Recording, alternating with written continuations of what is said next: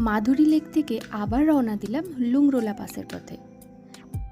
মাধুরী lake থেকে কিছুটা উঠে এসে এই ব্রিজটা পড়ে, আর ব্রিজের পাশেই এই সুন্দর ঝর্ণাটা, আর ডান দিকে দেখো সঙ্গেতসর লেকটা দেখা যাচ্ছে। এদিকে রাস্তা এতটাই খারাপ কি বলবো, লাফাতে লাফাতে যাচ্ছি। জানি না লুংরোলা অবধি পুরো রাস্তাটাই কি এরকম ভাঙাচোরা, কে জানে। যাক, অবশেষে একটু ভালো রাস্তা পেয়েছি। এটা সেই আগের মতো সিমেন্টের রাস্তা। লুংরোলা যাবার রাস্তায় একটা আর্মি চেকপোস্ট পড়ে। যদিও লুংরোলা যাবার জন্য পারমিট বানাতে এখন লাগে না, তবে ওই চেকপোস্টে নিজেদের প্রপার আইডি দেখাতে হয়, তারপরে ওনারা যাবার অনুমতি দেন। ওই চেকপোস্ট এলাকায় ভিডিও করা বারণ ছিল, তাই দেখাতে পারলাম না। ওখানে একটা ছোট্ট গ্রামও পড়ে।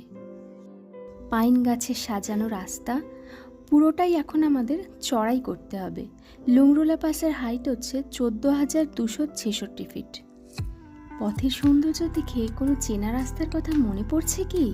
হ্যাঁ, ঠিক ধরেছ তোমরা, নর্থ সিকিমের 0 পয়েন্ট যাবার রাস্তা। আহা হা হা, কি পাগল করা, কি সুন্দর, জাস্ট পাগল করা। এবার দেখো গাছপালা কেমন কমে এসে রুক্ষ হয়ে গেল পথ। হাই অল্টিটিউড গেইন করছি তো, তাই আস্তে আস্তে রুক্ষ গাছপালাহীন মসে ভরা পাহাড় চারিদিকে দেখতে পাচ্ছি।